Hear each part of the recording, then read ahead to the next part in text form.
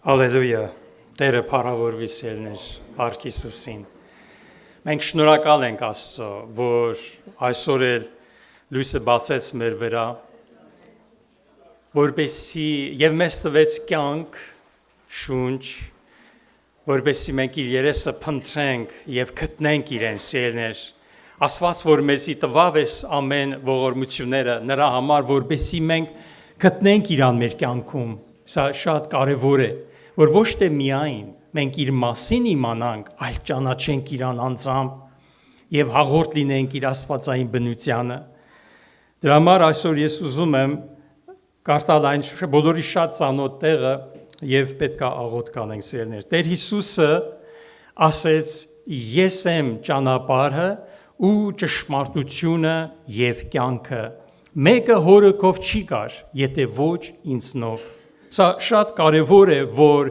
մեր մեջ լինի այս հայտնությունը։ Տեր Հիսուսը Մատթեոսի ավետարան 7-րդ գլխում նա բոլորի շատ ծանոթ խոսքեր, ուզում եմ կարդամ 13 խոսքից, նեղ դռնից ներս մտեք, վասնզի լայն է այն դուռը ու ընդարձակ այն ճամփան, որ դեպի կորուստ կտանի, եւ շատ որ են անոնք, որ անկե կմտնեն, վասնզի նեղ է այն դուռը ու նեղված է այն ճամփան, որ դեպի կյանք կտանի, եւ քիչ որ են անոնք, որ սանիկա կգտնեն։ Սիրելիներ, դուռը մենք գիտենք Աստծո խոսքից, որ դա Հիսուս Քրիստոսն է։ Դե ինքը ասեց. ես եմ ոչխարների դուռը, ան որ ինձ մտնե պիտի փրկվի, պիտի մտնե ու ելե եւ արոտ գտնե։ Հիմա Սաղմոս 23-ում ինչ է գրված, Տեր իմ հովիվս է, չէ՞։ Ես բանի մկարոտություն պիտի չունենամ։ Անիկա ինձ ինչ ան խոտավետ արոտներու մեջ կպարկեցնե, հանդարտ ջուրուկով ինձ կարաչնորդ է, հոգիս կնորոքե։ Տեսեք, մեր հոգին նորոքվում է արոտների մեջ եւ հանդարտ ջուրերիքով գնալով։ Արոտները դա Աստծո խոսքն է, դա Քրիստոսը ինքն է, մեր կերակուրը, մենք պետք է ուտենք իրեն, ուտենք խոսքը, որովհետև խոսքն է, որ կենթանի է, Հիսուսն ասեց այն խոսքերը, որոնք ես ձեզ կխոսիմ հոգի եւ կյանք են։ Ուրեմն, որպեսզի իմ հոգին կենթանանա, ես պետք է այս խոսքի հետ մտերիմ հարաբերության մեջ լինեմ։ Նաև ասեց, որ այն ջուրը, որ ես պիտի տամ անոր ներսիտին պիտի լինի ջուրի աղբյուր մը, որ հավիտենական կյանքի համար կբխե, եւ դա Սուրբ Հոգին է։ Ուրեմն Աստծո խոսքը եւ Սուրբ Հոգին, այս երկու օշտնյալ բաները մեզ տալիս են հոգեվոր աճ, բայց մենք պետք է փնտրենք Տիրոջը երեսը, որ գտնենք իրան եւ այդ կապը եւ հաղորդությունը Տիրոջ հետ հաստատվի, որպեսզի մեր կյանքը նորոգվի, որպեսզի մենք փոխվենք, որպեսզի գնալով նմանվենք Հիսուս Քրիստոսին։ Դրա համար առաքյալը Կորինթացիներուց երկրորդ նամակում ասում է. բայց մենք ամենս բաց երեսով Տիրոջը փառքը որպեսզի հայլի մեջ տեսնելով այն նույն պատկերին կնորոգվենք, փառացի փառս, որպես թե Սուրբ Հոգի են։ Ուրեմն տեսնում եք, սերներ, հավատքի կյանքը դա կույր կյանք չի, դա տեսողություն է։ Մենք տեսնում ենք Հիսուսին, մենք հոգով ենք տեսնում, մենք սրտով ենք տեսնում։ Աստված բնակվում է անոնց մեջ, անոնց ներսիդին, սա է գաղտնիքը։ Աստծո թագավորությունը դուրս են երևացած բաներով չի գա, հապա Աստծո թագավորությունը ձեր ներսիդին է, ասեց Տերը։ Հիմա այդ թագավորության համար նաև Տերը ինչ ասեց, բայց առաջ խնդրեցեք, չէ, Աստծո թագավորությունը եւ անոր արդարությունը։ Գիտեք, Աստծո արդարությունը հզոր լեռների պես է, այն ունեցողը չի կարա մեղ գործել։ Դա ինձ հայտնություն եղավ մի օր եւ ես տեսա։ Դեր են Սամոսի մեջ, չեմ հիշում որ համարն է, դեր չկարտացած այդ համարը, որ խոսում է Աստծո արդարության, մեծության եւ հզորության մասին, որը ես տեսա հոգուս մեջ։ Եվ իմ մեջից ելավ այդ խոսքը, որ Աստծո արդարությունը հզոր լեռների պես է, այն ունեցողը չի կարա մեղ գործել, ոչ թե չի գործել, այլ չի կարող մեղ գործել, որովհետեւ նրա արդարությունը հաստատ է։ մեզ տալիս է հաղթություն, պահում է մեզ, օրհնյալ լինի Տերը, նա հավատարիմ ասելներ։ Ուրեմն այսօր մենք որ մեկտեղ ենք հավաքվել, մենք հավաքվել ենք լսելու, մենք հավաքվել ենք հաղորդակցություն ունենալու Հորը հետ եւ անոր Որդուն Հիսուս Քրիստոսի եւ իրարու հետ, որովհետեւ Աստված բնակվում է այս վայրի մեջ։ Օրհնյալ լինի Տերը։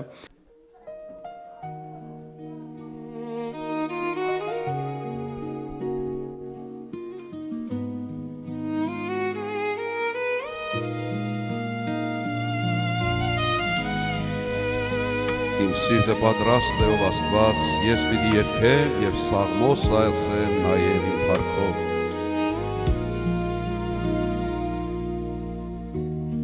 Սիրո սուրբ աղբյուր ես Տեր,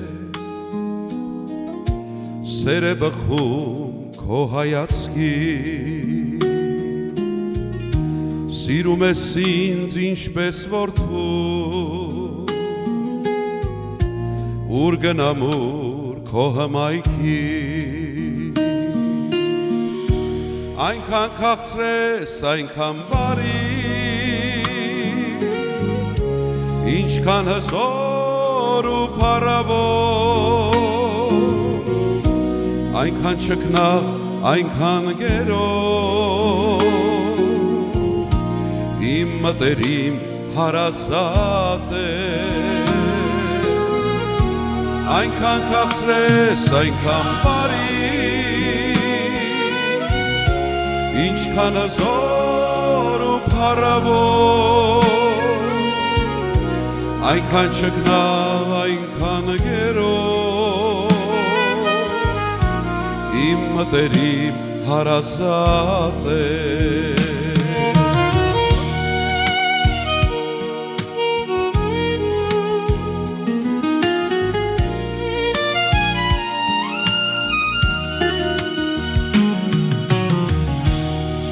Առավոտյան արթնանալիս քո ջերմությամբ սեր ես տալիս, դու պահեցիր ինձ ողջ գիշեր, քո ապահով ձեռքերի մեջ, այնքան քաղցրես, այնքան բարի,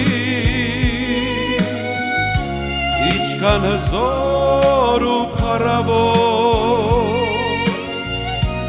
այնքան չքնաղ, այնքան գերով, իմ մտերիմ հարազատ է, այնքան քաղցրես, այնքան բարի, ինչքան հզոր ու փառավոր, այնքան չքնաղ, այնքան գերով, իմ մտերիմ հարազատ է։ Այո, Տերը քաղցր, բարի է, հզոր եւ փառավոր, բայց ամենակարևորը մեր բարեկամը եւ մեր հարազատն է։ Շարունակենք, այնքան քաղցր, այնքան բարի։ Այնքան քաղցրես, այնքան բարի, ինչքան հզոր ու փառավոր, այնքան չքնաղ, այնքան գերով, իմ մտերիմ հարազատ է, այնքան քաղցրես, այնքան բարի, ինչքան հզոր ու փառավոր, այնքան չքնաղ, այնքան գերով, իմ մտերիմ հարազատ է, այնքան չքնաղ, այնքան գերով, իմ մտերիմ հարազատ է։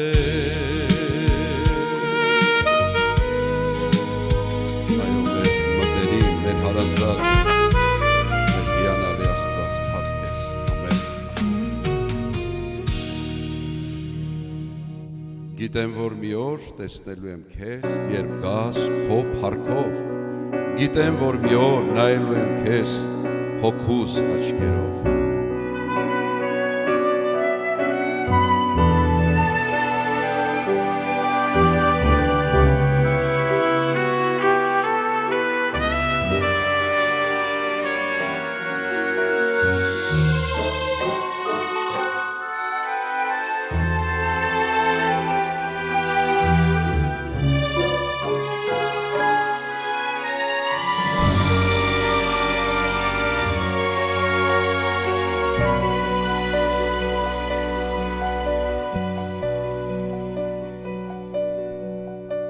Գիտեմ, որ մի օր տեսնելու եմ քեզ, երբ գաս քո փառքով, գիտեմ, որ մի օր նայելու եմ քեզ հոգուս աչքերով, գիտեմ ուզում ես, որ քեզ հետ ավել քո փառքը տեսնել, հույսով հավատամ, սիրո մեջ մնամ, քո խոսքը պահել։ Գիտեմ, որ մի օր տեսնելու եմ քեզ, երբ գաս քո փառքով, գիտեմ, որ մի օր նայելու եմ քեզ հոգուս աչքերով, գիտեմ ուզում ես, որ քեզ հետ ավետ քո փառքը տեսնել, հույսով հավատամ, սիրո մեջ մնամ, քո խոսքը պահել։ Ինձ նոր թևեր դուր, որ ճախրեմ ես վեր, ճամփան տեսնել դուր և գալիքը մեր, ուր կա հանդիպում առանց բաժանում, ուր սերն է ապրում ու չի վերջանում, ինձ նոր թևեր դուր, որ ճախրեմ ես վեր, ճամփան տեսնել դուր և գալիքը մեր, ուր կա հանդիպում առանց բաժանում, ուր սերն է ապրում ու չի վերջանում։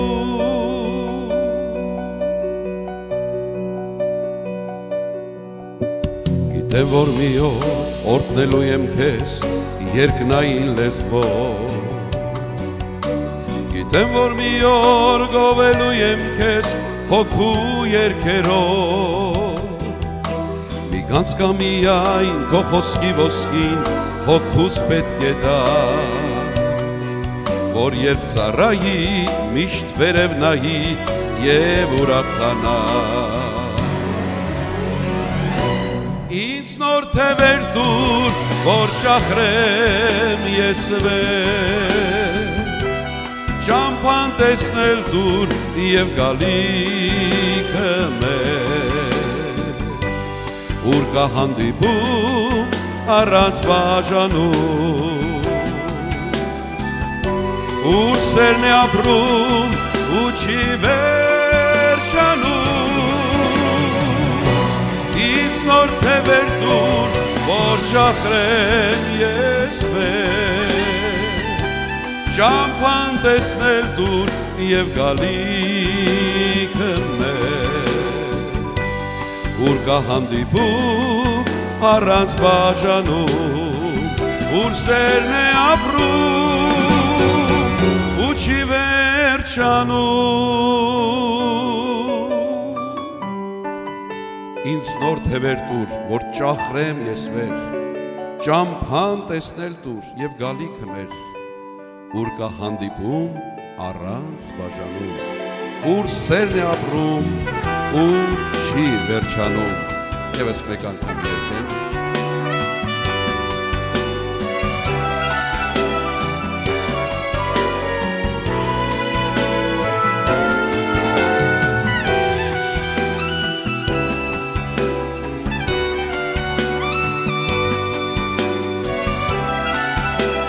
Բոլորս միասին ինձ նոր թևեր դուր, որ ճախրեմ,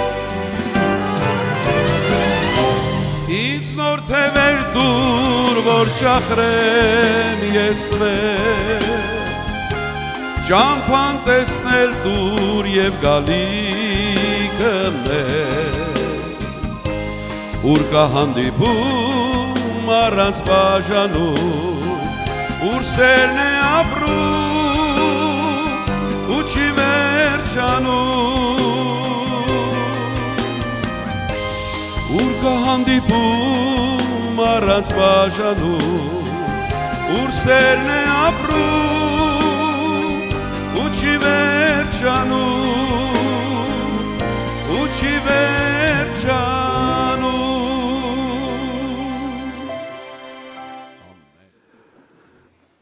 Ինչ հիանալի Աստծո տան մեջ եղբայրներով, քույրերով եւ մանավանդ Աստծո ներկայությունը վայելելուց Աստծո խոսքի մեջ մի հրաշքի պատմություն կա Հովհաննեսի ավետարան 5-րդ գլուխ 2-ից 9 համարները ընթերցեմ շատ հայտնի պատմություն եւ Երուսաղեմում ոչխարների ավազանի մոտ մի տեղ կար որ եբրայերեն անվանվում էր Բեթհեզդա 5 սրահներով որոնց մեջ պարկած էր մի մեծ բազմություն հիվանդների, կույրերի, կաղերի եւ գոսացածների կամ չորացածների որոնք սպասում էին ջրերի խառնվելուն Եվ Տիրոջ հրեշտակը ժամանակ առ ժամանակ իջնում էր ավազանը եւ ջրերը խառնում եւ ով ջրերի խառնվելու ժամանակ առաջինն էր իջնում բժշկում էր հիվանդությունից նշան անգամ չպահելով Այնտեղ մի մարդ կար որ 38 տարուց ի վեր հիվանդ էր Երբ Հիսուսը տեսավ որ նա պարկած ընկած է եւ իմացավ որ դա շատ ժամանակից ի վեր էր նրան ասաց կամենում ես առողջ լինել Հիվանդը պատասխանեց նրան. Տեր, ոչ ոք չունեմ, որ երբ ջրերը խառնվեն, ինձ ավազանի մեջ իջեցնի, եւ ինչ ես դանդաղում եմ, մեկ ուրիշն ինձանից ավելի առաջ է իջնում։ Հիսուսը նրան ասաց. Վեր կաց, վերցրու քո մահիճը եւ գնա, եւ մարդը առողջացավ, վեր կացավ, վերցրեց իր մահիճը եւ ման էր գալիս եւ այն օրը շաբաթ էր։ Երկարատև եւ անհույս վիճակ 38 տարվա հիվանդություն եւ Հովհաննես ավետարանիչը հատուկ է նշում այս տարին այս ժամանակահատվածը որպեսզի ցույց տա որքան անհույս էր այս մարդու վիճակը 38 տարին ցույց էր տալիս ոչ թե որ Աստված ուշացել է նրան բժշկելու այլ նրա ցավի խորությունը եւ անհույս վիճակը երկար տարիներ երկարատև ցավ Բայց սա չի նշանակում, որ նա անտեսված կամ մերժված էր Աստծո աչքերից։ 38 տարի անց Տեր Հիսուսը եկավ դեպի այս մարդը, հարցրեց, ուզում ես բժշկվել, եւ երբ որ ստացավ նրա կամքը, նրա հավատքը, հրաշքը տեղի ունեցավ, խնդիրը լուծվեց մեկ ակնթարթում։ Կամենում ես առողջ լինել հարցը մի տեսակ անտրամաբանական է որ հիվանդը չի ուզում առողջ լինել, բայց այստեղ ավելի հարցը ուղված էր դու հավատում ես քո կամքը միացնում ես Աստծո կամքին եւ Աստված տեսնում է սպասող սրտերը։ Հիվանդը թեկուզ երկար տարվա հիվանդ էր, բայց նա չէր հեռացել Բեթհեզդայի ավազանից, սպասում էր ամեն անգամ ձախողվելով եւ առաջինը չհասնելով չէր հուսահատվել, մնացել էր այնտեղ եւ այդ սպասումը իրականություն դարձրեց Տերը, երբ որ նրան մեկ ակնթարթում առողջություն տվեց։ Հետաքրքիր է, որ այս մարդը փորձում եւ չէր հասնում։ Գիտեք, շատ անգամ մենք էլ կարող է փորձեր անենք, ճիգեր անենք, ձգտենք եւ չհասնենք որոշ հույսերի, բայց չհասնել դա չի նշանակում, որ մենք պիտի հուսահատվենք, նեղվենք, հեռանանք, այլ պետք է սպասենք հավատքով, ինչ որ այս պատմությունն է մեզ ակնարկում։ Երբ մարդկային հնարավորությունները սպառվում են, այլևս ոչինչ անել չես կարող, այդ ժամանակ է Աստված գործադրում իր զորությունը։ Երբ որ մարդը այլևս հանձնվում է եւ վստահում է Տիրոջը, Աստծո զորությունը սկսում է անցնել գործի։ Ամեն մարդու կյանքի մեջ գալիս է մի պահ, երբ որ մենք ասում ենք կրկին ձախողվեցի, նորից չհասա, նորից ուրիշ մեկը ինձանից առաջ անցավ, տարբեր ասպարեզներում։ Հավատացյալը կարող է շատ բաների չհասնել, ինչպես մարդիկ կարծում են, հաջողություն իրենց իմացած ձևով, բայց մենք Աստծո աչքում միշտ մնանք օրհնված։ Գիտեք, աշխարհի ստանդարտները եւ Աստծո չափանիշները տարբեր են իրարից։ Աշխարհի հաջողությունը չափվում է փողով, պաշտոնով, առողջությունով, հայտնիությունով եւ սրանց նման երկար շարքով։ Աստված նայում է մեր հավատքին, մեր սրտի մաքրությանը, մեր հավատարմությանը։ Տարբեր չափորոշիչներ են։ Ճշմարիտ քրիստոնյան հաճախ զգում է, թե աշխարհի չափանիշներով հետ է ընկնում, որովհետև նրա կյանքի արժեքները, առաջնահերթությունները եւ նպատակները այլ բնույթի են։ Այս մարդը ասում է, միշտ մեկը ինձանից առաջ է անցնում։ Շտապում եմ գնալու, փորձում եմ բժշկվել, սպասում եմ ջրերի խառնվելուն, բայց ամեն անգամ մեկը ինձանից առաջ է անցնում, ես հետ եմ ընկնում եւ ես բժշկություն չեմ ունենում։ Գիտեք, քրիստոնյայի կյանքը երկար վազք է եւ ոչ թե մի կարճ վազք, մենք մրցուղին պիտի անցնենք մի քանի անգամ եւ նպատակակետին պիտի հասնենք։ Շատ բաներ, որ հիմա թվում է կորուստ, հետագայում դառնում է օրհնություն եւ վկայություն։ Հաճախ Աստված ուշացնում է նյութական կամ արտաքին հաջողությունը, որպեսզի խորացնի հավատքը, ձևավորի խոնարհություն, պատրաստի մարդուն ավելի մեծ առաքելության։ Եբրայեցիներին ուղված նամակի 10-րդ գլխի մեջ ասում է. ով հավատքով համբերում է, նա կստանա խոստացվածը։ Այսինքն,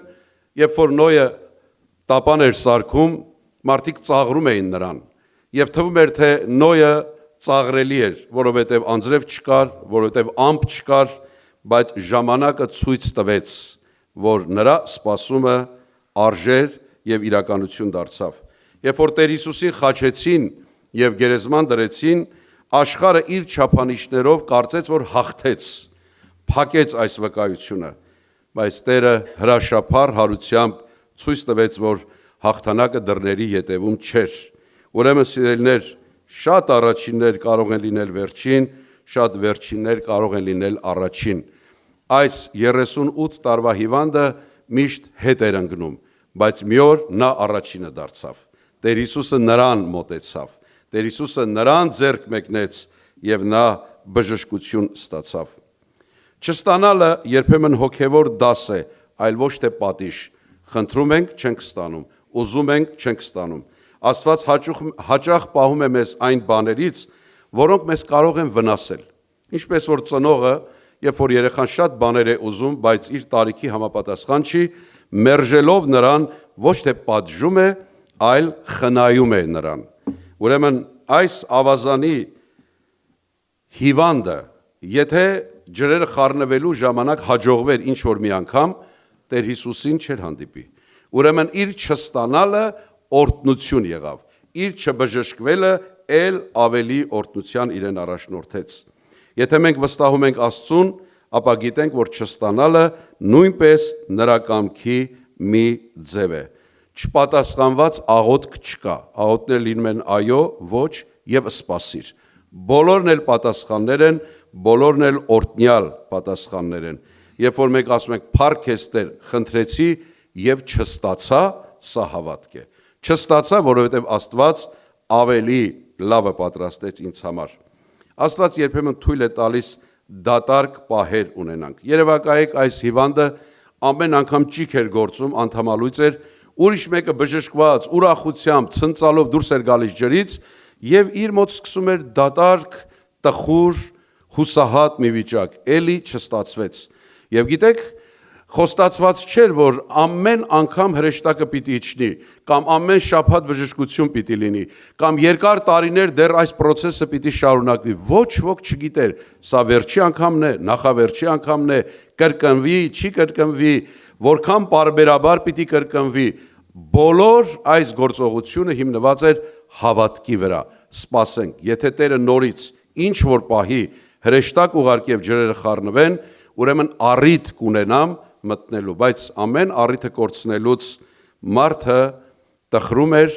բայց անհույս չէր հեռանում։ Ասում է, ես ոչ մեկին չունեմ,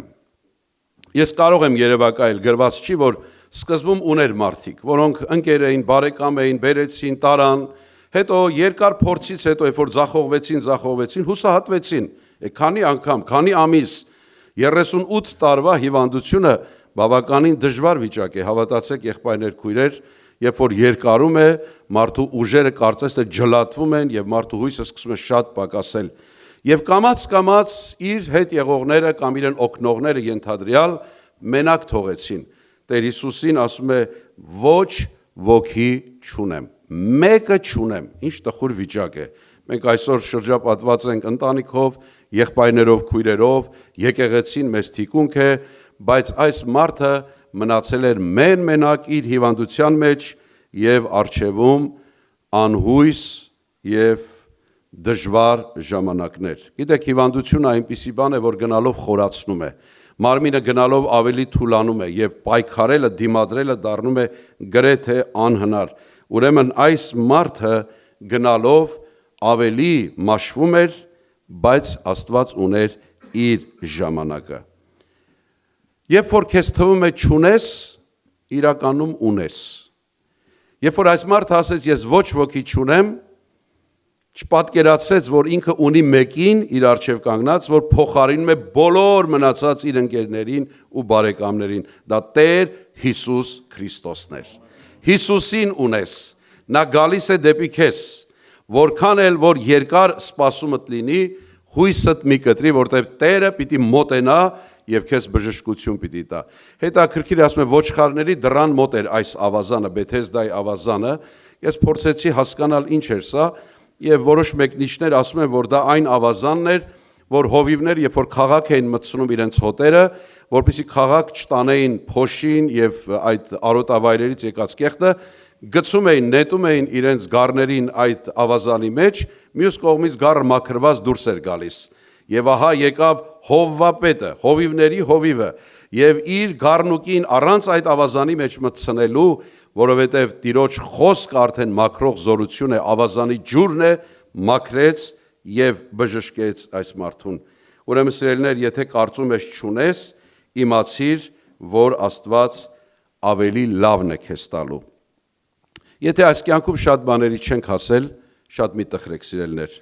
Կորինթացիներին ուղված առաջին նամակի մեջ առաքյալն ասում է, եթե միայն այս կյանքի համար ենք հույս դրել Քրիստոսի վրա,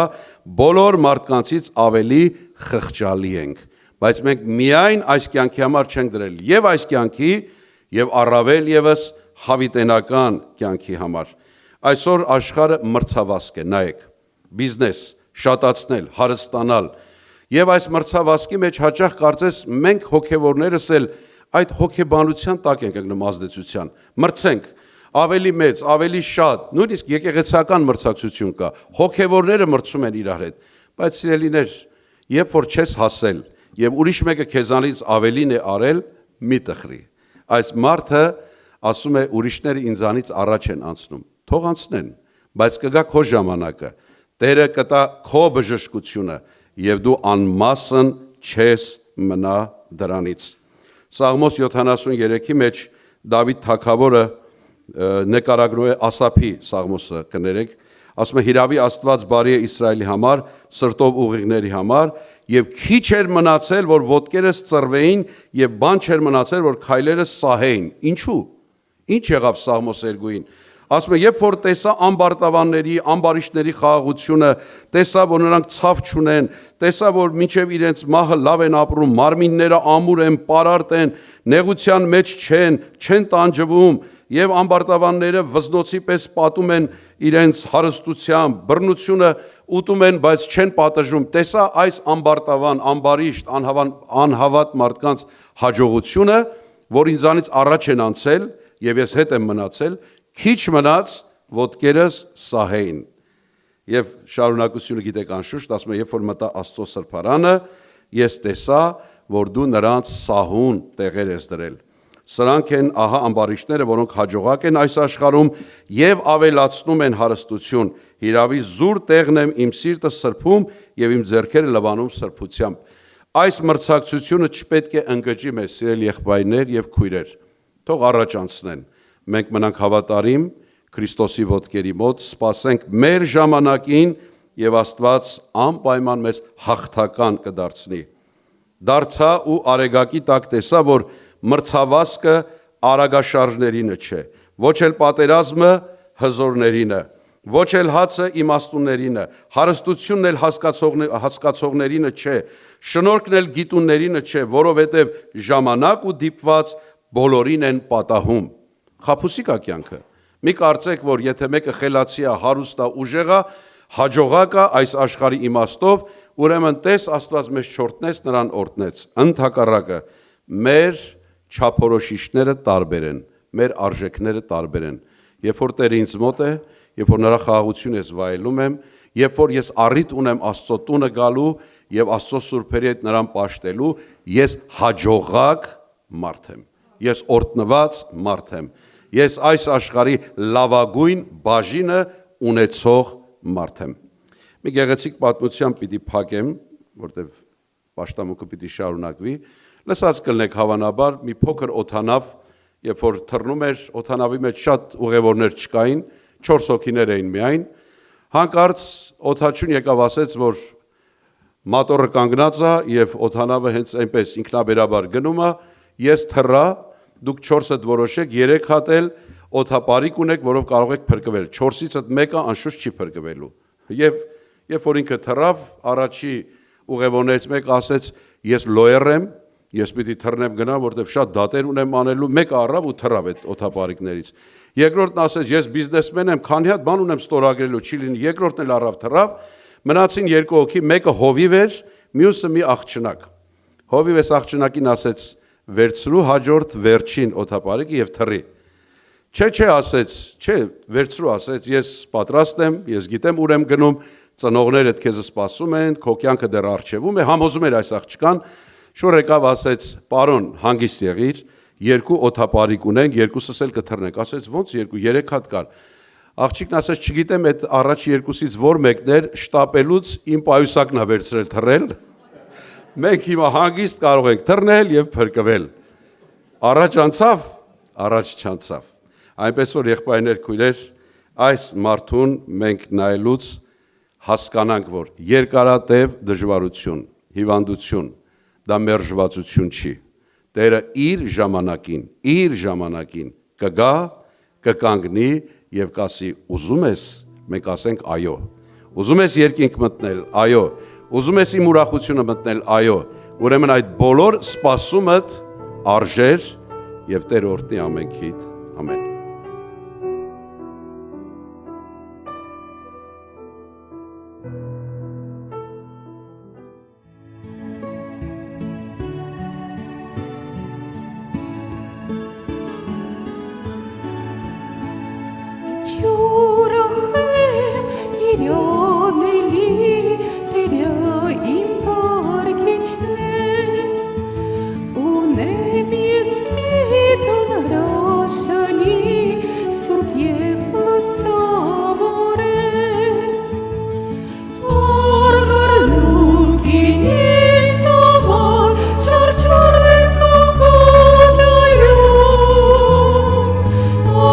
Alleluia.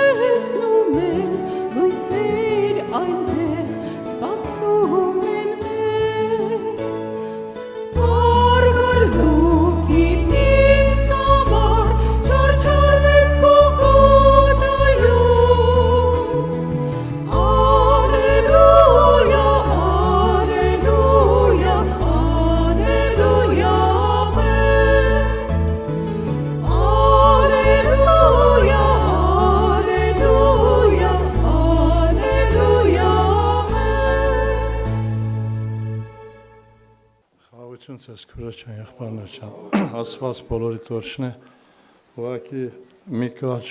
միտք եմ ուզում ասել եղբոր խոսքի վրայով եւ կանցնենք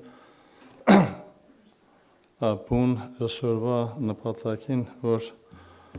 մեր գևորգ եղբոր ծերնատուրությունն է այսօր։ Քուրաչան եղբայրներ ջան, այսօր շատ անգամ մեր կյանքի մեջ կա ինչու։ Ինչու համար պիտի սիրեմ, ինչու համար պիտի ներեմ կամ ինչու համար պիտի խոստովանվեմ։ Ինչու համար իմ կյանքի մեջ կա դժվարություն, ինչու համար կա խնդրեմ կամ հիվանդություն։ Որտեղից է ինչու։ Ողջ Երեմիայի մեջ, երբ որ մենք կարդում ենք ամենակալ Տիրոջ խոսքի մեջ գրված է հետևյալը։ 3-րդ գլուխ 37 համարի մեջ ամենակալ Աստված սա է ասում. Ով է նա, որ ասի եւ կատարի այդ Տերը չի հրամայ։ Այսօր իմ եւ քո կյանքի մեջ ինչ որ կատարվում է, Աստված տեղյակ է։ Եվ ինչ որ կատարվում է, Աստված բարի է։ Իրեն անունը փառավորում։ Մենք այսօր սա չենք կարող տեսնել։ Եղբայր հիշացրեց Ասապի վրայով, Ասապի կյանքի մեջ կային այդ ինչուները, եւ սա էր պատճառը, որ ոտքերը ծրվել էր։ Ինչու համար ինքը խաղաղություն չունի, ինչու համար ինքը հաջողակ չէ, ինչու համար ինքը ունի հիվանդություն կամ խնդրեմ։ Երբ որ մենք նայում ենք այս ինչուների բուն նպատակը միայն մեկն է, այդ ինչուները տարան Ասապին Տիրոջ խորան։ Այդտեղ էր, որ Ասապ հասկացավ, որ կյանքը Քրիստոս է։ Եվ ուշադրություն դարձեք այդ բազում խնդրվածների Տեր անձնավորությունն ինչ էր ասում։ 25 համարի մեջ գրված է 25 եւ 26։ Ով ունեմ ես երկնքում, քեզնից ջոկ բան չեմ ուզում երկրի վրա։ Թեև մարմինս սիրտս մաշվի, Աստված հավիտենական իմ սրտի ոճն է ու իմ բաժինն է։ Ինչու համար այսօր իմ կյանքի մեջ այս նեղությունները։ Ես միշտ մտածում եմ հետևյալը, Աստծո խոսքում, երբ որ մենք անդրադառնում ենք, մարդիկ մտածում են հետևյալ կերպ. ես ընդունել եմ Քրիստոսին, ուրեմն իմ կյանքի մեջ ամեն բան պիտի լինի լավագույնը, ցավ տառապանք պիտի չունենան։ Ոչ սիրելիս, երբ որ մեզ ասում են Հիսուս, մենք ինչ ենք հասկանում։ Այսօր շատերիս պատկերացնում է Հիսուս օրհնություն, օծություն, զորություն, հաջողություն, բայց իրականության մեջ Հիսուս նշանակում է հալածանք, տառապանք, Գողգոթա խաչափայտ։ Եվ Հիսուսի կյանքը սա էր։ Հրավերքի հիմքում չէր ընկած, եկեք ամեն հարցեր կլուծեմ։ Հրավերքի հիմքում ընկած էր հետևյալը՝ նեղ, փշոտ, քարկարոտ ճանապարհ։ Եվ հարցնում ենք ինչի, որն է պատճառը։ Երբ որ մենք կարդում ենք Սուրբ Գրքի մեջ Աստված ասում է իմ ժողովուրդը գիտություն չունենալու պատճառով խոտորվեցավ։ Կամ Տեր Հիսուս Քրիստոսը Մատթեոս 22:29-ում ինչ էր ասում. Մոլորված եք, որ չգիտեք գրքեր եւ ոչ էլ Աստծո զորությունը։ Այսօր հարցը հետեւյալն է, ինչու համար իմ կյանքի մեջ էս խնդրեմը։ Երբ որ կարդում ենք Օսիա մարգարեության 5:15-ում գրված է, երբ որ նեղության մեջ լինեն, կանուխ պիտի ինձ դիմեն։ Այսինքն այդ նեղությունը հանդիսանում է մարդ Աստված հարաբերության կապը։ Հարց եմ տալիս, դու ամենաշատ երբ ես կապված եղել Աստծո հետ, նեղության մեջ, թե լենորերիդ մեջ։ Լինում է պարակա, մենք մի հատ եղբայր ունենք, ինչ որ լինում էր, մարդը հիվանդանում էր, ասում էր, ինչ մեղք ես գործել։ Մի օր էլ եղավ, որ ինքը հիվանդացավ, մոտեցել են կնոջը, հարցրել են, ինչ մեղք է գործել, որ հիվանդացել է։ Կինը լաց եղնելով եկավ։ Այսօր քուրես ջան, եղբայրներ ջան, դու չես տեսնում հիվանդության մեջ Աստծո փառքը։ Այսօր ամեն մարդ չէ, որ ամեն անձնավորություն չէ, որ կարող է նեղության, հիվանդության մեջ Աստծուն փառավորել։ Այս ամեն մեկին տրված չէ։ Նայեմ այս անձնավորությունը խոսում է մեծ, ես սա կանեմ, մյուսը կանեմ, ու հանկարծ Աստված մի հատ կնոպկեն սեղմում է։ Դժվարություն, նեղություն, խնդրեմ։ Հետաքրքիր է, Պողոս առաքյալը 2 Կորինթացիս 11:30-ում ինչ էր ասում. Եթե պարծենալ պիտի լինեմ, իմ պարծենալ պիտի լինեմ, միայն իմ տկարությունով։ Լավ, տկարությունով մարդը կպարծենա։ Ինչի համար։ Շարունակության մեջ, երբ որ մենք կարդում ենք Պողոսը անդրադարձավ իր խնդիրների վրայով, որ 3 անգամ աղերսեց Տիրոջը պատասխան չեղավ, Տերն ինչ ասեց. Իմ զորությունը տկարության մեջ է երևում։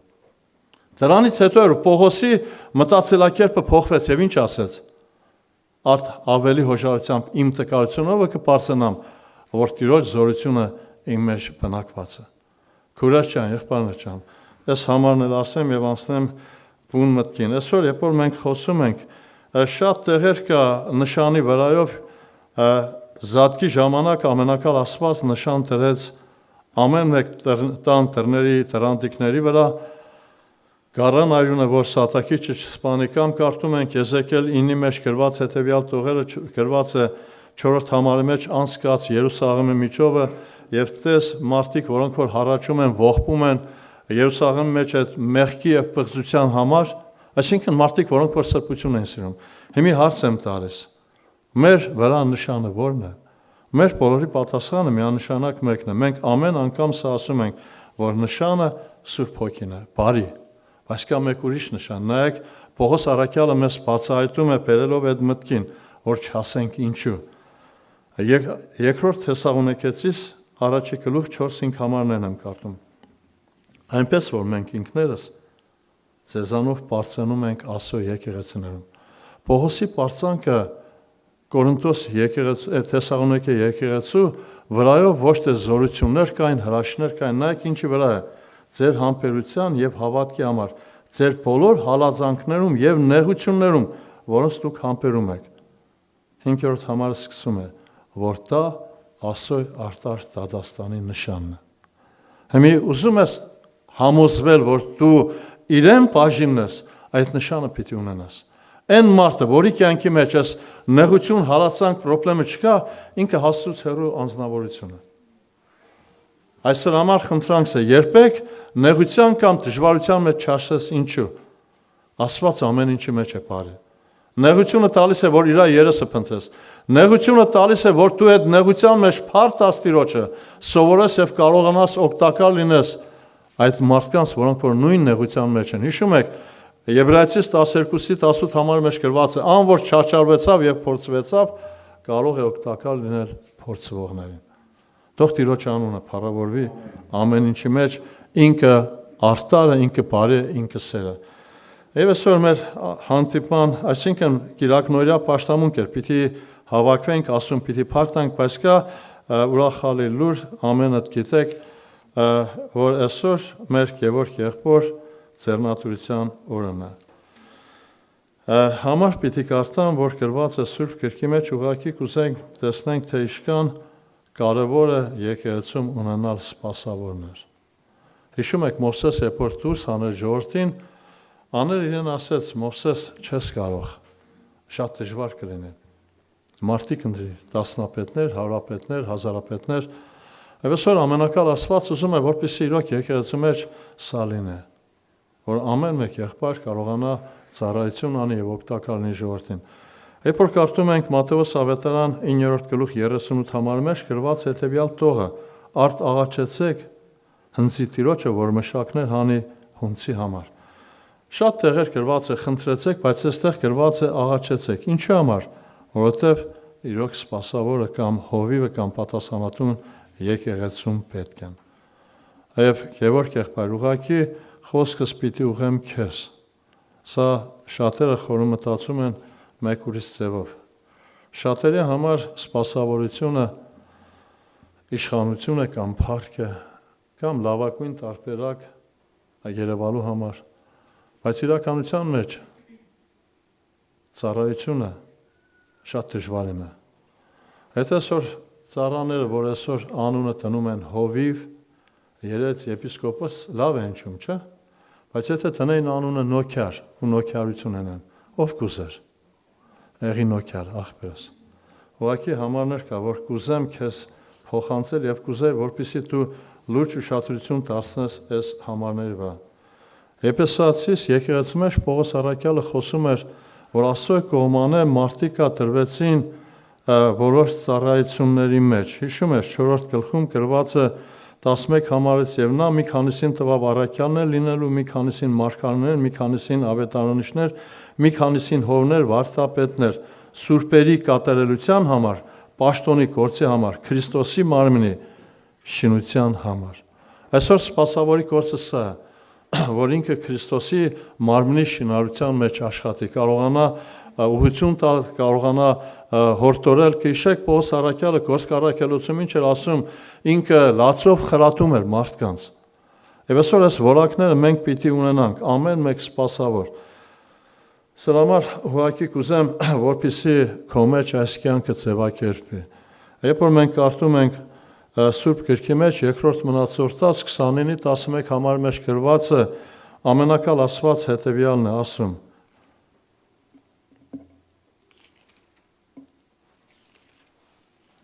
Արդ որդյակներ անօգություն մի կնեք, որովհետև Տերը ձեզ ընտրեց, որն ընտրությամբ ու նպատակը, որ նրա առաջին կանգնեք, նրան ծառայելու համար նրան սպասավոր լինեք եւ խունկ ծխեցնեք։ Այսօր Աստված կանչել է քեզ իրեն ծառայելու համար։ Լինում է պարակայ, որ սպասավոր հետ խոսում են, ասում են ժամանակ չունեմ, հազիվ հասնում եմ, բայց սիրելիս Աստված քեզ չի ընտրել քո ժամանակի համար։ Աստված քեզ տեսել է քո կարողությունը, քո վիճակը, ընտրել է առաջինը եկեղեցու համար։ Երբ որ մենք հարցնում ենք ամենամեծ գործը ո՞րն է, նախական չէ, վարչապետը չէ, թագավորը չէ, ամենամեծ գործը հավատալ անոր ուղարկածին։ Այսօր այդ գործն է հանձնարարվում քեզ, եւ ինքը ամենակալ Աստված ուզում է, որպեսզի քո կյանքի մեջ այս որակները լինեն։ Ուշադրություն դարձեք, երբ որ մենք կարդում ենք ամենակալ Տիրոջ խոսքը, Տիմոթեոսի թղթերի մեջ հորդորում է ասելով հետևյալը. 3-րդ գլխի 8 համարից եմ կարդում. այնպես էլ սարքավակները պիտի լինեն ծանրապարով, ոչ երկուլեզվանի, ոչ գինեմոլ, ոչ ամոթալից շատ սիրող, այլ հավատքի խորհուրդը սուրբ խշմտանքի մեջ ունենացող, եւ սրանք առաջ թող փոսվեն, հետո այն պաշտոնը մտնեն, եթե անարատ լինեն, այնպես էլ նրանց կանայք պետք է ծանրապարով լինեն, ոչ թե չարախոս, այլ զգաստ ամեն բանի մեջ հավատարիմ։ Այս որակները անհրաժեշտ է, եղբայր ջան, որ քո կյանքի մեջ լինի։ Ուղղակի աշխատիր միշտ հիշել հետևյալը. Աստված քեզ տեսել է, քո կարողությունը տեսել է եւ սրա համար ինքը կանչել է, բայց քո կողմը պիտի այդ ջանքը թափես։ Պողոս առաքյալը անդրադառնում էր երիտասարդ երեցին Տիմոթեոսին, 2 Տիմոթեոս 2 գլուխ 15 համարի մեջ գրված է. այս կողմը քոնն է, ջանք արա, որ քո անձը ընտիր կանգնեցնես Աստծո առաջին, իբրև մշակ առանց ամոթի, որ ճշմարտության խոսքը ուղիղ մատակարարես։ Այսօր շատերի խոսքը չի լսվում, որն է պատճառը։ Եվ սրան զուգահեռ մի հատ համար եմ ուզում հիշեցնել Սուրբ գրքի մեջ հին ուխտում գրված է 3-րդ թագավորաց գրքի մեջ հիշում եք, երբ որ Եղիան հարություն տվեց որպեվարի կնոջ երեխային, կինն ինչ ասեց Եղիային, ահա հիմա գիտեմ, որ դու Աստծո մարդ ես եւ բերանիդ միջի Աստծո խոսքը ճշմարիտ է։ Եվ այս համարն էլ միացնեմ, որպեսզի ավելի մատչելի լինի այդ խոսքը, որի համար պիտի ասեմ։ Հովաննես ավետարան 15-րդ գլխի 20 համարի վերջնամասում գրված է. եթե իմ խոսքը պահեցին, ձերն էլ կպահեն։ Հիմի հարցը հետևյալն է, ինչի իմ խոսքը չեն պահում, որն է պատճառը։ Ինչի համար ինքը Պողոս առաքյալը Տիմոթեոսին ասում էր. ջանք արա քո անձը ընտիր կանգնեցնես Աստծո առաջին իբրև մշակ առանց ամոթի, որ ճշմարտության խոսքը ուղիղ մատակարարես։ Միթե կարելի է Աստծո խոսքը ծուր մատակարարել։ Եթե չես ապրում Աստծո խոսքի մեջ, այդ խոսքը զորություն չունի, եւ մարդիկ չեն ընդունել։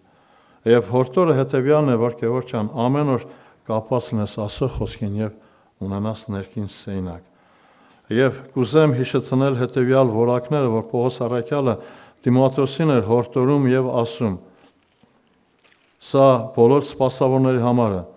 գրված է, այլ օրինակ եղիր հավատացյալներին, խոսքով, վարկով, սիրով, հավատքով, սրբությունով, միջև որ կամ միտքը տիր կարտալուն հորդորմունքին եւ վարտապետությանը, 16 համար, զգուշ կաց անցիդ եւ վարտապետությանը, դրանում հարատևիր, որտեւ այդ անելով քո անձն կապրեցնես քեզ լսողներն են։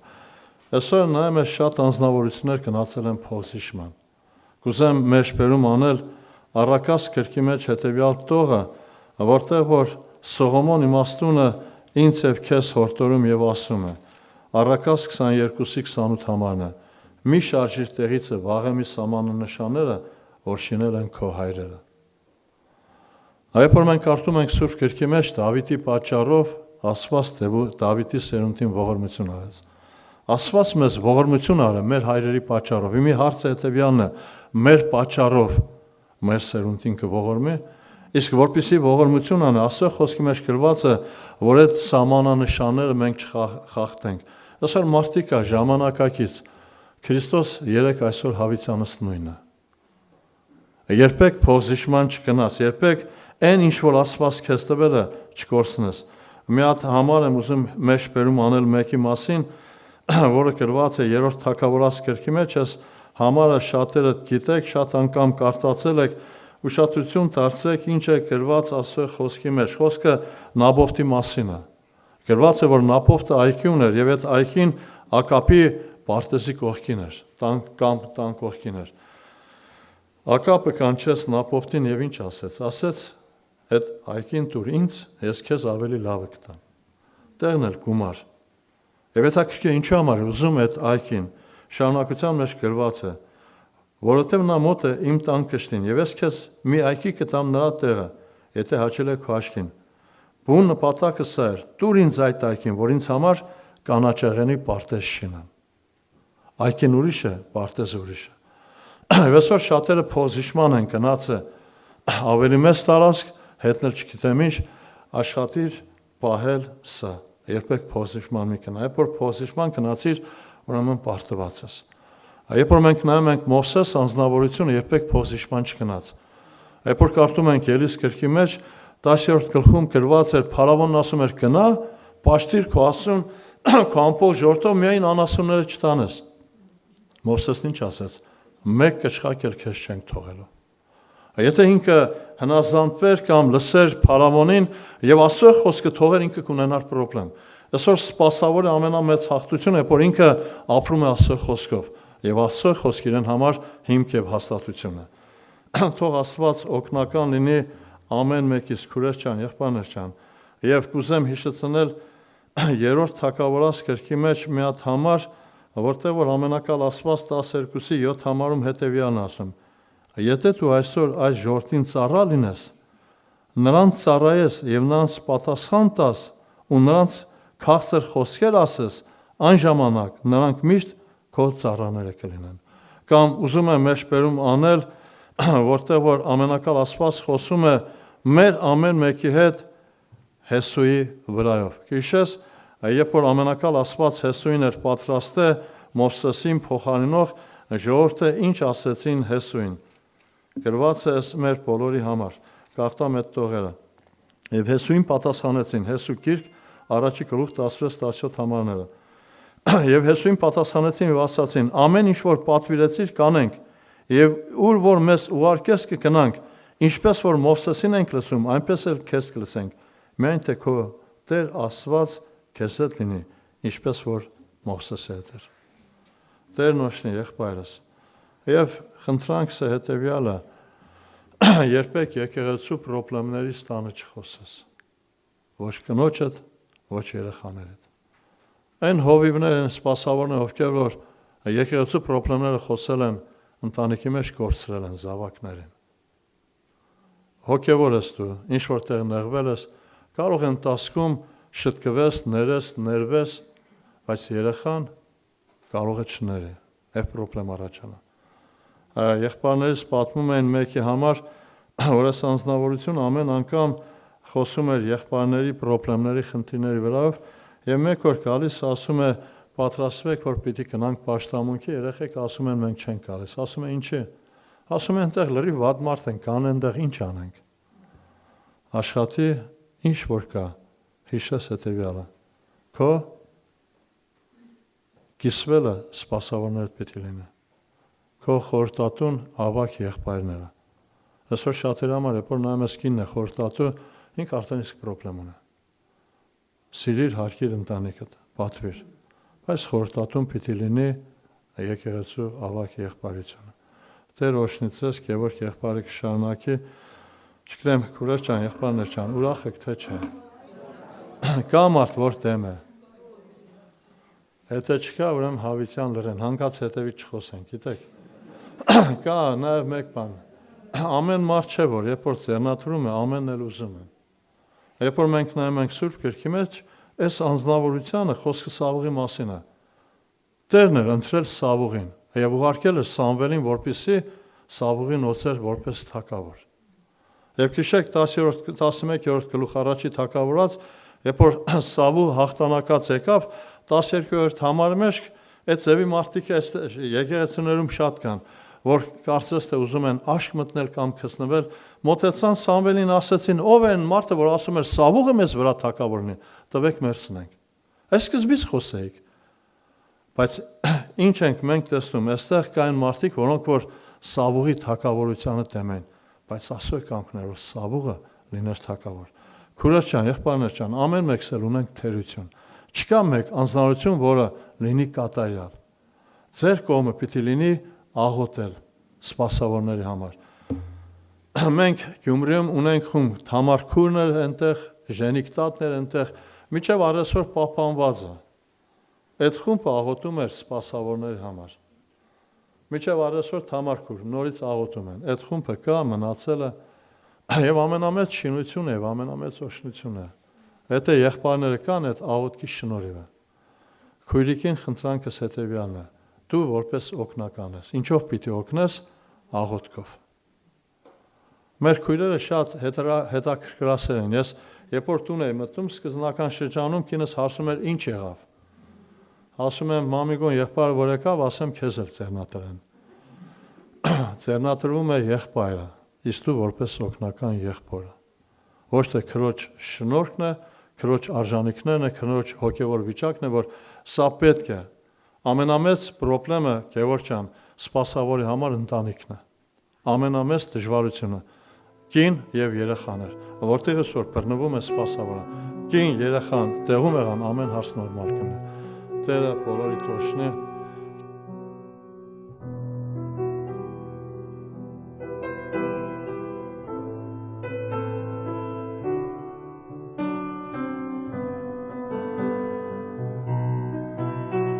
Շատ ուրախ եմ սիրելի քույր եղբայրներ,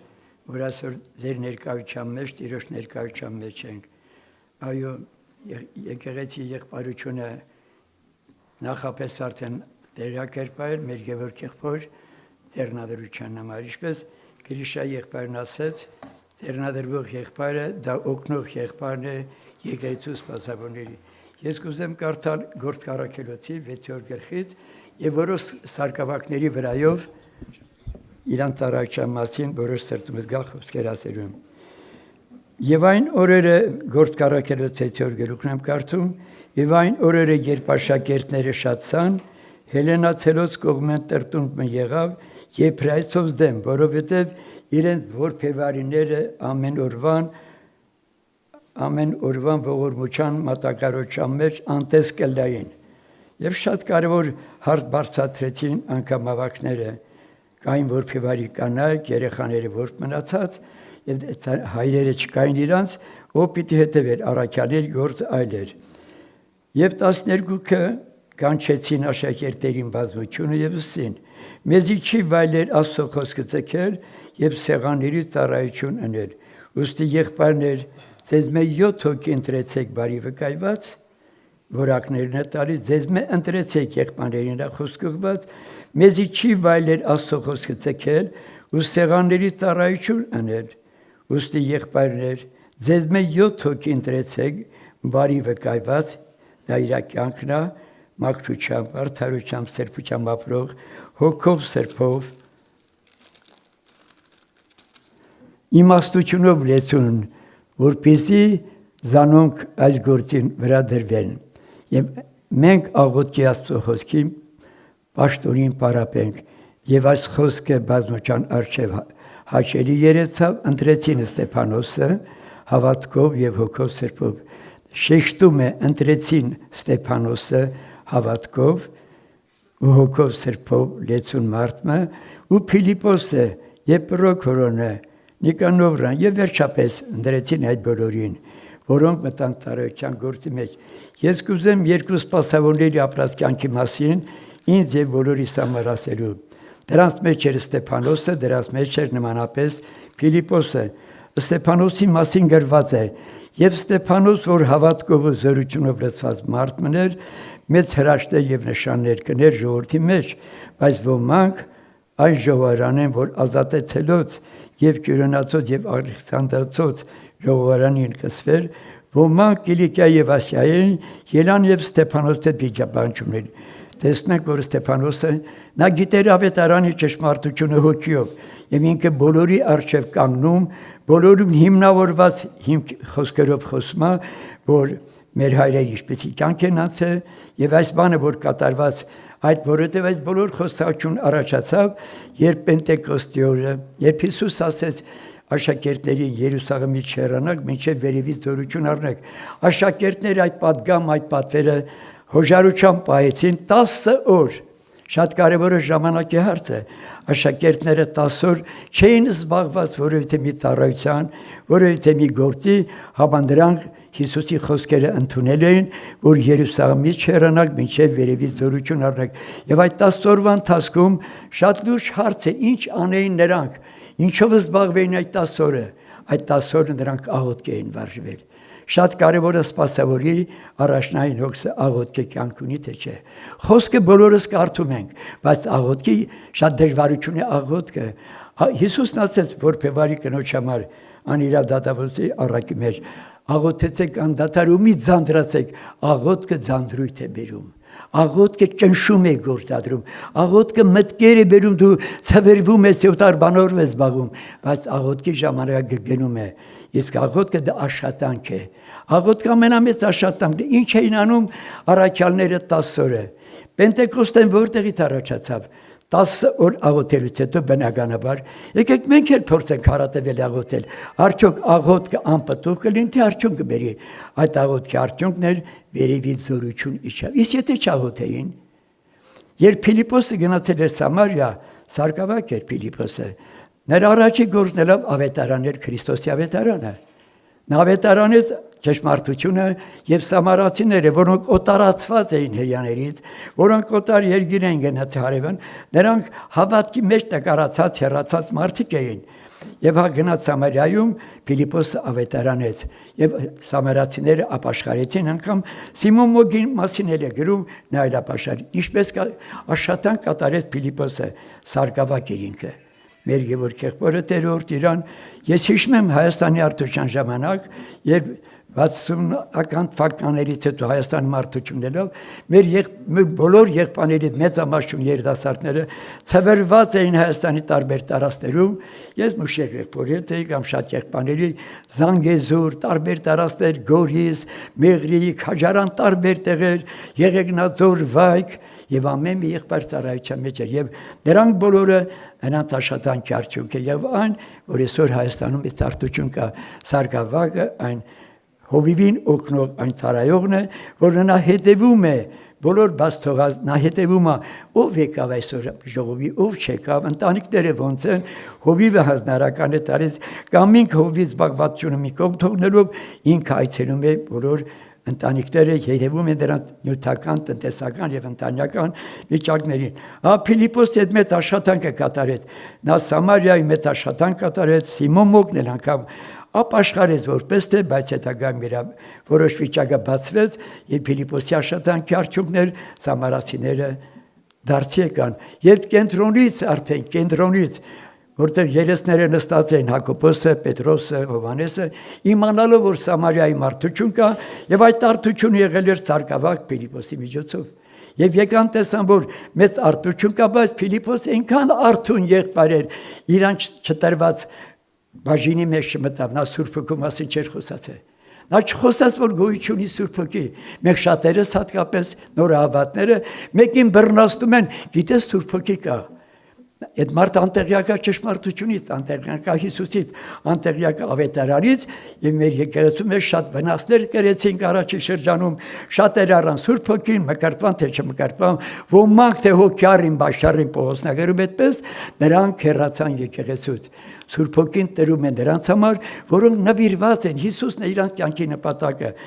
Եվ Փիլիպոսը Սուրբ Հոգու մասին չէր խոսել։ Այդ ժամանակ եկան, իրան չէր տրված, իրան չէր ասել Սուրբ Հոգին։ Եկան Հովհաննեսն ու Պետրոսը, տեսան, որ ամեն բանը կարգին է եւ աղոթք արեցին Սուրբ Հոգով մկրտվեցին սամարացիները։ Թող օրհնյալ լինի մեր Տիրոջ անունը,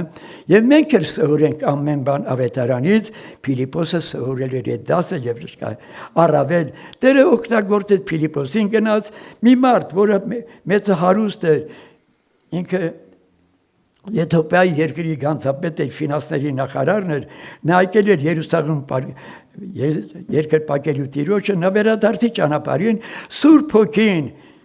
Հրեշտակի միջոցով Փիլիպոսին տարավ այն կարգի մոտ, որ գնում էր կարգի մեջ նստած եթոպիացի ներքի այդ գանձապետը Փիլիպոսին Սուրբ Հոգին մոտեցրեց նրան եւ հրեշտակը մոտեցավ կարգին եւ տեսնելով որ կարդում է ներքին այդ գանձապետը ասեց կարդացածը հասկանաս ասեց ինչպես կարող եմ հասկանալ եթե մեկը զիշ բացատրի Փիլիպոսը նստան դրա կողքը եւ անգամ կարեւոր մի միտք արտացեց մկրտության խորհուրդը բացեց որ ավետարանում գրված է գնացեք այս իմ ավետարանը բովանդակ աշխարհ քարոզեցեք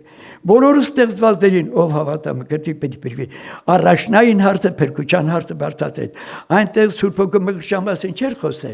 իսկ այստեղ խոսեց մկրտության մասին եւ ինքը ներքինին մկրտեց անապատի մեջ որտեղ ջուրը հանդիպեց թողորտնյալ լինի Տիրոջ դա սարկավակ Փիլիպոս դեր ուներ 4 աղջիկ 4-ն էլ ունեին մարգարեության պարգևներ իսկ Ստեփանոսը այդ Աստծոծառան որի մասին գրված է եւ Ստեփանոս որ հավատքով ու զորությունով լցված մարդ մներ մեծ հրաշքներ ու նշաններ կներ ժողովրդի մեջ բայց ոմանք այն ժողովրդան են որ ազատելուց եւ իրոնացած ալիքսանտոց կոչվեր նրանք վիճաբանում են Ստեփանոսի հետ հաջորդ գլխում կարդում ենք մեծ դժվարություններից հետո կարդում ենք որ եւ անոնք լսելով Ստեփանոսը որ շատ կիրթ էր Ստեփանոսը Աստվածածնչին տեղյակ մարդ էր 5 կտակարանը նոր կտակարանը եւ մկրտված Սուրբ Հոգով նա լցված էր Աստծո Հոգով եւ ինքը պապանձեցնում էր բոլորին խոսքի շատ կարևոր է սպասավոր եղբայրներին խոսքի իմացողություն որտեղ շատ հարցեր է լինում մոտենում են իրանց տերորդի եւ անոնք որ այս բաները լսելով ինքը մարգարեներին որը չալացեցին ասում ձեր հայրերը պատմում են կտակարանի դեպքերը Ստեփանոսը եւ ասում է նրանց դուք որ օրենքը առիք հրեշտակների մատակարարությունը ոչ պայեցիք հանդիմանում անգամ եւ անոնք այս բաները լսելով սրտերում մեջ կկատաղեին ու ակրաններին կկրճեցին անդոր վրա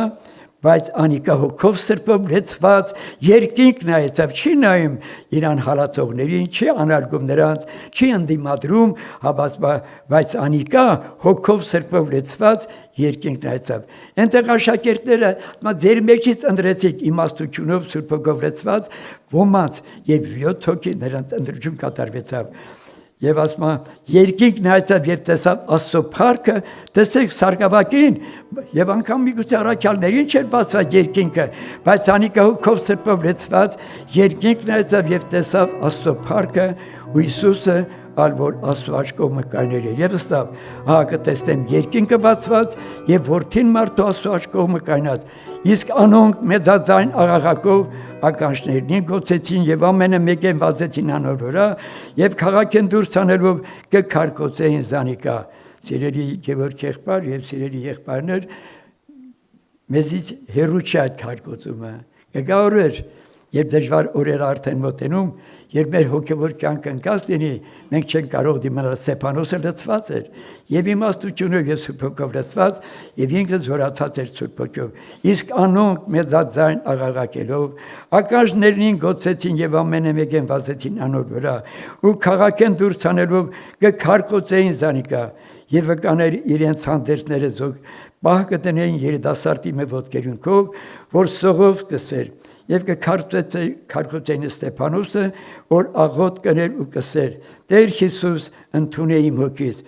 եւ ծունկի վրա գալով բարձրացան աղաղակեց Տեր այս մեղքը մի սեպերատոնց սա ինչ հոգի է սա ինչ կառույց է սա ինչ հոգեվոր աստիճան է իրան քարկացողների համար որ ինքը ճշմարտություն է խոսել ծնգի գալով նախ տեսնում է երկինքը բացված հոր Աստվածորի աշխողը Հիսուսին նստած եւ ծնգի վրա գալով բարձրացան աղաղակում Տեր այս մեղքը մի սեպերատոնց իսկ մենք որ ունենք իշկանենք Տեր այս մեղքը մի սեպերատոնց եւ զայս ստելով ննջեց սողոսր կամակից էր անոր սպանվելու թողորտնյալ լինի Տիրոջ անայո սարկավակի ծառայությունը լուրջ ծառայություն է նա ավելի շատ աշխատանք է կատարում քան հովիվ է նա աշխատմեն աշխատանքը որ հովիվին պետք է հովիվները պատրաստ կանգնած են նրա համար հետևելու հոգիների կառույցին հետևելու խոսքին հետևելու աղոթքին իսկ սարկավակները հավատարիմ օգնողներ են։ Առաքյալները կենտրոնում նստած էին, Ստեփանոսը, Փիլիպոսը մեծ դաշտ էին, արդեն Ստեփանոսը մի դաշտ էր գտել, Փիլիպոսը մի այլ դաշտ էր մտել եւ մեծ աշխատանք էր կատարում։ Ես մի բան եմ հասկացել կյանքի մեջ։ Առաջի հարցը մի կարևոր գործ կա, որ դա աշխատանք է։ Հավատքը դա աշխատանք է։ Հավատքը դա աղոթքի կյանք է։ Եթե հավատացյալ եղբայրը աղոթքի կյանք չունի, աղոթքը դա աշխատանք է, պաշտոն է դա։ Ամենամեծ արդյունավետ աշխատանքը աղոթն է։ Աղոթքով լուծում է բոլոր հարցերը։ Օրինակ, որ Փեվարիկինը հալածվում էր ոսոխից, նա ինչ արեց, նա հարատև աղոթ կարեց, այնքան աղոթեց, մինչև անիրավ դատավորի սիրտը ոչ թե փոխվավ, ես կնոջից բրծնեմ, նրանից ձանձրացել էր, իրան ազատ արձակեց։ Եվ Հիսուսն ասում է, տեսեք, որ Փեվարիկինը այնքան աղոթ կարեց, դատավորին այնքան նեղություն տվեց, որ ինձ ոսողից ազատի։ Երանին սպասավորին, որ աղոթքի կյանք ունի, որի ծնգերը մազոր ունի։ Եվ երկինք բարձրանանք, մեր ծնգերը պետք է ստուգի Աստված, մեր ծնգերը մազորել է, թե մազոր չել է, թե փափուկ մնացել է, սկի ծնգի էլ չենք եկել, թող Տիրոջ անունը փառավորի։ Քանանացի կնոջը երբ Հիսուսը մերժում է, քանանացի կինը փոխանակ, Հիսուսն ասում է, ես ձեր համար չեմ եկել, չես եկել հետևից ծնգել։ Հիսուսը իր հավատքը ուզում է կոտրի, իսկ քանանացի, իսկ որ այդ քանանացի կինը իր աղջիկը լուսնոտ էր, այս կինը հետևում է Հիսուսին, ասում է, ես Իսրայելի տղաների համար եմ եկել, Իսրայելի ժողովրդի համար եմ եկել, ես չեմ եկել, ես գործված ոչխարների համար եմ եկել։ Արժանի չի տղայու ցածարներ շներին տալ, վիրավորում է կարծես թե, անարգում է քանանացի կնոջը, որտեղ դրանք լքել էին, Հրեաստանը գնացել են Սամարիա։ Հիսուսի խոսքը ճշմարիտ էր, արժանի չի տղու ցածարներ շներին, դրանք որոնք հավատքը մերժում են եւ գնում են, դրանց համար ես որպես շներ, բայց այս կինը չվիրավորվեց, թեկուզ մի քանի անգամ կոտրում է հավատքը, բայց չի կոտրում։ Տեր իմ ասեց թող տղաներն էր, որ հաց են ուտում, փշտանքները թափում է, թող շներն էր սեղանի տակի փշտանքների, օրհնյալ լինի Տիրոջ անունը։ Իմ ասելուց նպատակն է նմանապես մեր ժամանակները պահանջում աղոթքի կյանք։ Շատ կարևոր հարց է աղոթքի կյանքը։ Աղոթքը դա լուրջ աշխատանք է։ Եվ 3.5 տարի երկրի վրա անձրև չէր եկել, Եղիա մարգարեն Կարմեղոսլերը բարձրացավ 8 անգամ աղոթ կարեց։ 8 անգամ, մեկ անգամ աղոթելից հետո 7 անգամ էլ աղոթ կարեց եւ իր ծառային Գեզեին ասում էր նայ արևմուտքից, որովհետեւ մի ամպերևում է։ Մենք շատ անգամ լդեր աղոթքը դա աշխատանք է, դեր արդյունքի չասած մի ուրիշ գործ ենք դրում։ Մի դու որ աշխատում ես, քու գործը քեզ չես թողի գնաս ուրիշ գործի, այդ գործը պետք է վերջացնել։ Մենք պիտի հետևենք, շատ կարևոր է։ Երբ Հակոբը աղոթքի էր գնացել, երբ իր եղբորը պետք է հանդիպեր Եսևին, նա երկար աղոթեց, հրիշտակը հոգնել էր, հրիշտակն ուզում էր ազատվի Հակոբի ձեռից, Հակոբը թույլ չտվեց իրան գնա, ինձ չորտնեց, իմ հորդորն է, իմ խնդրանքն է, աղոթքի կյանք ապրենք, վերջի ժամանակներն ենք ապրում, այն հոգիները, որոնք աղոթքի կյանք են ապրում, իսկապես պիտի օրհնություն շարանգեն, որ Փեվարի կնոջը ասեց, ես կինը առավ դատավորից, իսկ դու գիշերու ցերեկ որի մոր արժև աղոթք եք անում, պիտի չորտնվեք, պիտի թող օրհնյալ լինի Տիրոջ անունը մեր Գևորգ։ Ես կուզեմ, կարծեմ գրիշ եղբայրը կարծած այդ մասին, Սարգսակի ծառայության մասին եղբայրը կարծած, որը գրված է Գործ Առաքելոցի մեջ հետևյալ տեղերը, ես պիտի Տիմոթեոսի թղթում հետևյալ տեղերը պիտի կարդամ, ես մաս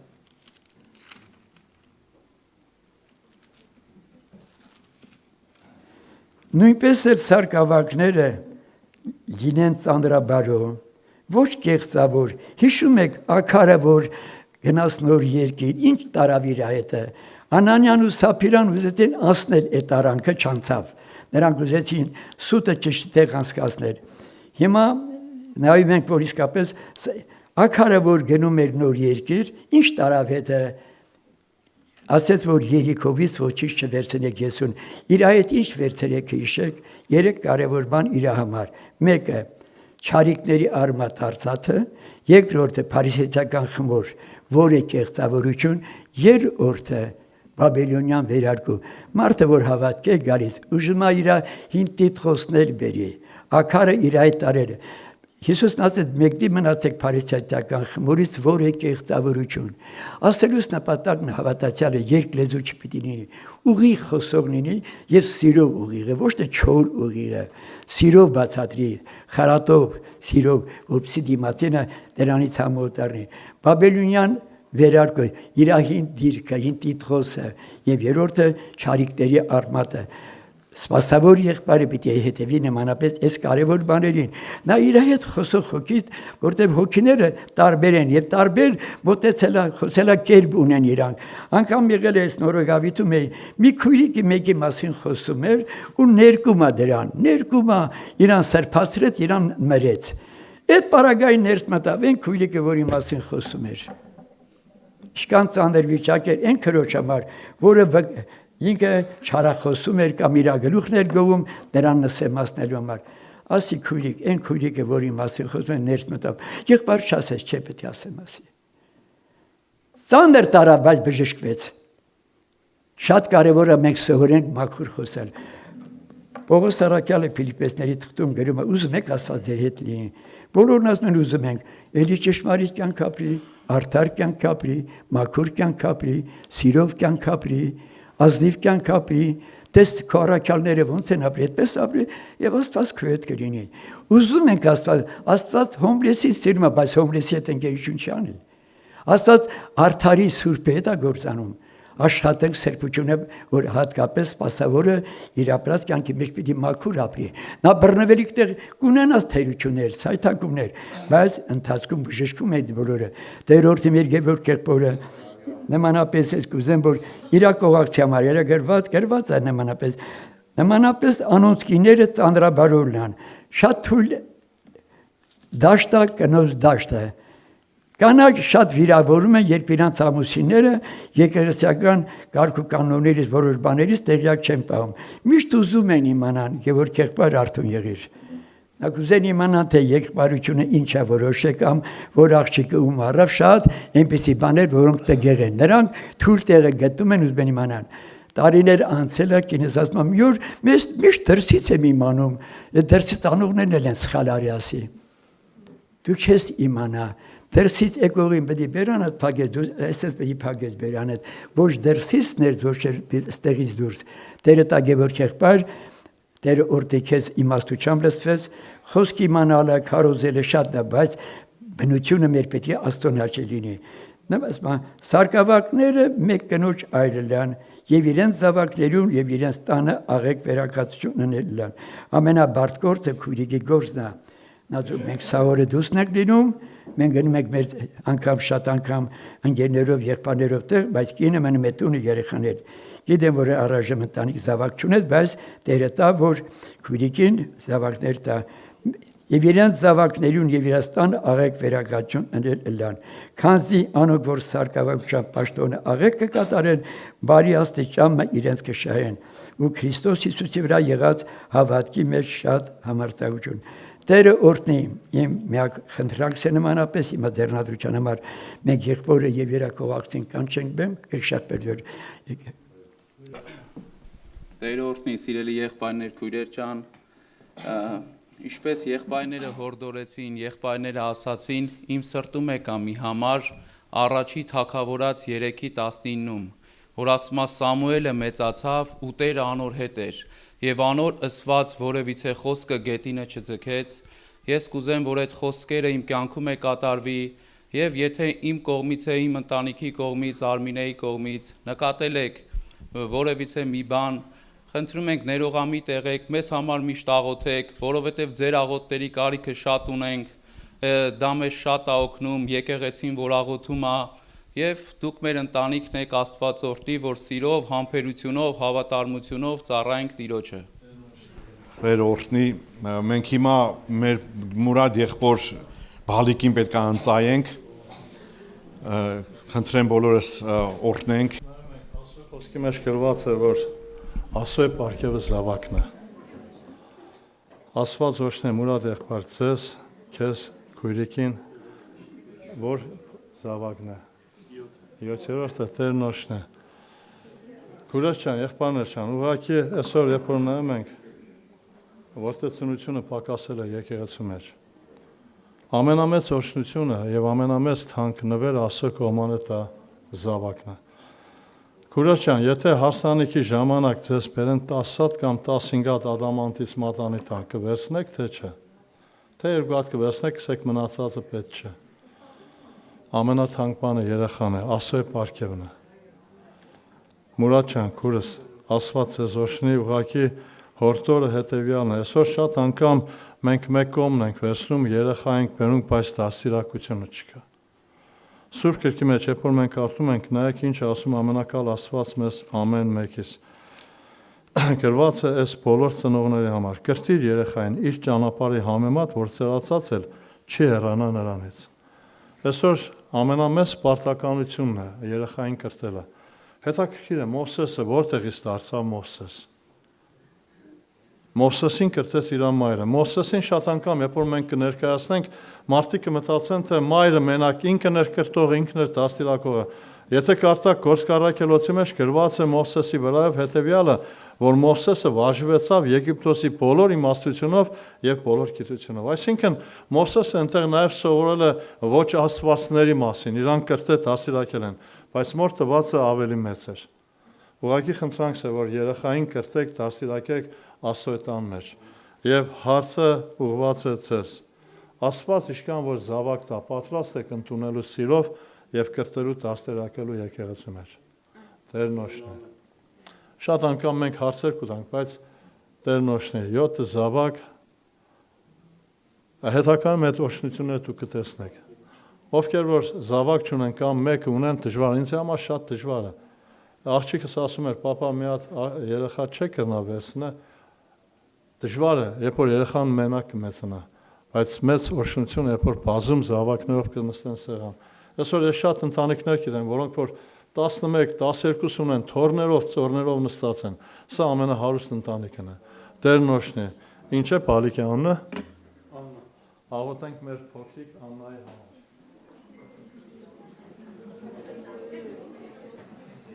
Որ իր անունի տերը լինի, Աննա Մարկարոին, երկնային հայր։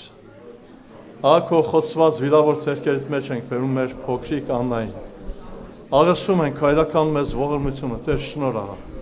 Թող քո բարեկ ու ձեռքը ողորմած աչքը ամեն ժամանակ հատված մեր Աննայի վրա լինի, Տեր։ Օգնիր իրենց ծնողներին, Տեր, ողորմություն արա, որ Աննային կրտեն, դաստիարակեն քո տան մեջ, քո խոսքի համաձայն, որ Աննան քեզ պիտանի անոթ լինի եւ քո անունը փառավորի։ Հանձնում ենք խոցված ձեռքերիդ մեջ, պահիր պապանիր, օրհին ու զորացավ փառավորվիր, հավիտյանս հավիտենից, ամեն։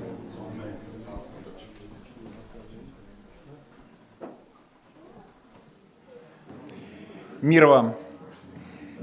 Приветствую вас, Церковь Божья, любовью Господа Иисуса Христа. Меня уже представили, зовут Андрей. Может быть, и многие помнят, 2 года назад мы посещали вас.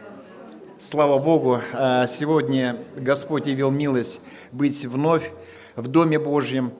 И я немножко напомню, я являюсь основателем и руководителем Центра реабилитации для наркоалкозависимых уже 22 года. Слава Богу! Вы знаете, это служение требует полного посвящения.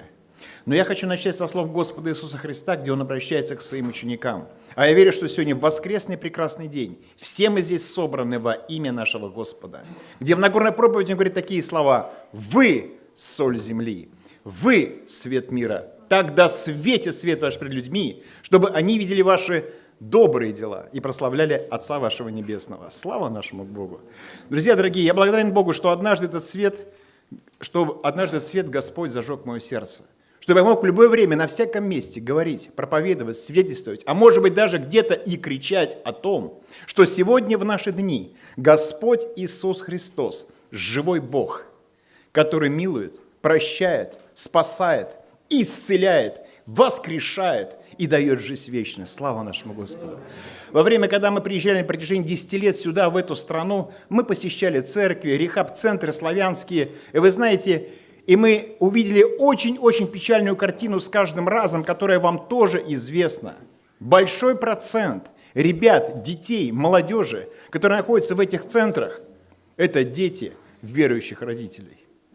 Вы знаете, с кафедры не очень приятно об этом говорить. Не очень, потому что это больная тема, но это правда. Молчать было бы преступлением. И мы, как христиане, верующие люди, четко знаем и понимаем, что наркомания – это дьявольская, сатанинская религия, в основе которой лежит ложь, лукавство и обман, которая предлагает нашим детям, нашей молодежи прекрасное светлое будущее, красивый, роскошный розовый рай. Но то, что за этим стоит смерть, но то, что за этим стоит ад, это все красиво и грамотно умалчивается. И мы видим, как враг души человеческой, он бьет прямо в сердце. Это в Церковь Божию. Он знает, куда бить. Он знает, кого поражать. Единственный ответ – это Господь Иисус Христос. Единственный ответ – это мы, с вами верующие люди, в чьих сердцах живет Христос. Иисус сейчас сидит одесную Бога Отца на небесах. Но Он послал Духа Святого в сердца наши, который имеет силу и власть разорвать цепи рабства, вытащить измученных на свободу, вырвать взятых на убиение его детей. Наша сила заложена в Духе. Это скрытый потенциал. Слово Божье говорит, вы примите силу, когда на вас сойдет Дух Святой. Когда мы открываем притчу, 24 глава, с 11 стиха читаем такие слова, которые всем нам известны. «Спасай взятых на смерть, неужели откажешься от обреченных на убиение?» Для кого написаны эти слова? Кому написаны эти слова? Эти слова не просто совет мудрости, это приказ. Бог призывает нас не быть равнодушными к тем, кто сегодня погибает. Погибает духовно, погибает физически. Дорогая церковь, сегодня миллионы людей погибают, которые не знают Бога. Сегодня миллионы людей погибают от наркотиков. Они живут без надежды, они живут без веры, они живут без спасения. Они идут прямой дорогой прямо в ад.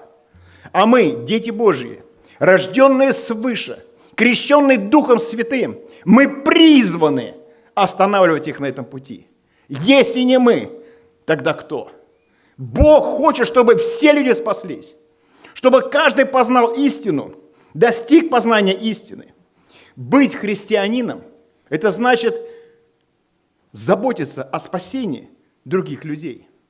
Иисус Христос пришел на эту землю не судить, Он пришел спасти.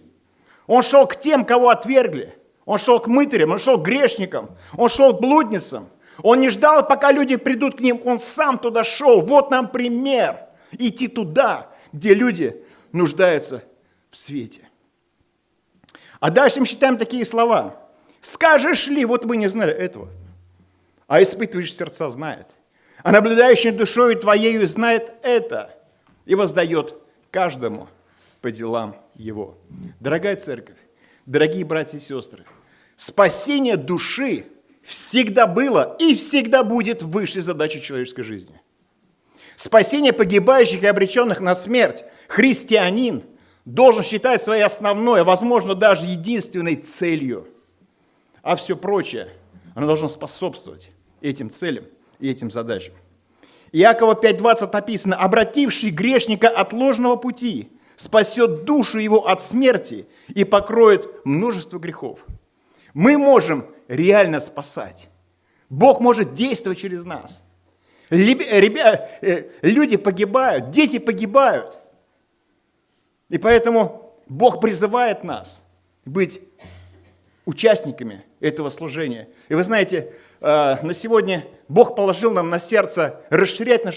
это служение, идти дальше, идти глубже, идти смелее. И мы от Господа приняли решение начать эту программу восстановления, реабилитации здесь, в штате Калифорния. Мы уже сделали необходимые документы, мы уже стартанули. Конечно, много трудностей, конечно, много испытаний, конечно, много всяких преград, но мы свидетели, как Бог открывает небеса. Но мы участники того, как Бог исцеляет, воскрешает и поднимает людей, от которых отказался этот мир. Поэтому у нас есть опыт, у нас есть помазание, у нас есть желание и дерзновение служить. И служить именно детям, которые родились в церкви, но которые просто свернули с этого пути, с пути Божьего, которые обмануты, которые скованы сейчас этим грехом наркотиков, алкоголя и всякого рода зависимости.